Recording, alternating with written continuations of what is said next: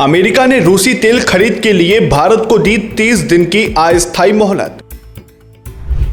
संजय राउत ने पूछा, क्या भारत अब अमेरिका के अधीन और गुलाम है? कांग्रेस नेता जयराम रमेश ने इसे देश की संप्रभुता पर आक्रमण करार दिया। क्या दुनिया के सबसे बड़े लोकतंत्र को तेल खरीदने के लिए किसी दूसरे देश की इजाजत की जरूरत है? आखिर क्यों विपक्ष कह रहा है कि भारत की विदेश नीति अब गुलाम हो चुकी है? देखिए ये बड़ी रिपोर्ट क्या कुछ कहती है। नमस्कार, मैं हूं अर्चित और आप देख रहे हैं दैनिक डिजिटल लाइफ, ताजा खबरें निष्पक्षता के साथ। भारत और रूस के बीच तेल के व्यापार को लेकर अंतर्राष्ट्रीय मंच पर मची हलचल अब देश की गलियों और संसद तक पहुंच गई है। अमेरिका के ट्रेजरी डिपार्टमेंट ने भारतीय रिफाइनरियों को रूसी तेल खरीदने के लिए 30 दिनों की अस्थायी छूट दी है। लेकिन इस राहत ने देश के भीतर एक बड़ा राजनीतिक विवाद खड़ा कर दिया है। विपक्ष ने केंद्र की मोदी सरकार को घेरते हुए सीधे तौर पर भारत की आजादी और विदेश नीति पर सवाल दाग दिए हैं। शिवसेना यूबीडी के सांसद संजय राउत ने इस मुद्दे पर बेहद तीखा रुख अपनाया है। उन्होंने अमेरिका की इस मोहलत को भारत के अपमान से जोड़ते हुए कहा है, यह बात समझ से परे है कि कोई दूसरा देश भारत को इस तरह परमिशन दे। ऐसी अनुमति आमतौर पर एक ताकतवर देश अपने अधीन या कमजोर देश को देता है। अगर भारत को रूस से तेल खरीदने के लिए 1 महीने की छूट दी गई है तो इसका मतलब है कि हमारी विदेश नीति कहीं ना कहीं दूसरे देश के इशारों पर चल रही है। इतना ही नहीं, राउत ने सरकार पर सीधा हमला करते हुए आरोप लगाया। रूस से तेल खरीदने के लिए अमेरिका से अनुमति लेना यह दर्शाता है कि भारत अमेरिका के अधीन और गुलाम है।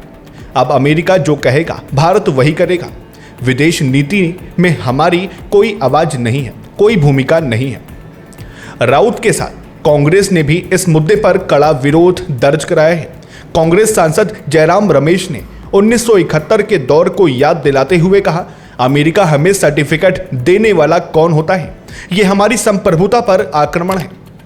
निक्सन और किसिंजर ने 1971 में यही भाषा इस्तेमाल की थी और इंदिरा गांधी ने करारा जवाब दिया था।